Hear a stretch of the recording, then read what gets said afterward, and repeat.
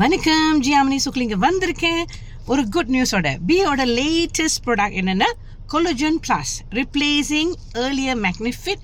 So இன்றைக்கி என்னோட personal testimony. இது 3ஆவது நாள் நான் குடிச்சிட்ருக்கேன். ஒரு நாளைக்கு 4, இன்னையோட சேர்த்தா 10 செஷன் நான் குடிச்சிட்டேன். தெரியுதுங்களா என்னோட முகம்? No filter, no makeup, nothing, கிளியராக இருக்குதுங்களா? It's just my 3rd day. இதை பற்றி மேலும் தெரிஞ்சுக்கணும். எப்படி நம்ம முகம் மட்டும் இல்லைங்க, it's actually for skin health. Skin health மட்டும் இல்லை, கொலஜன்னா என்ன? நிறைய பேர் கொலஜன்னா ராங்காக புரிஞ்சுக்கிறீங்க.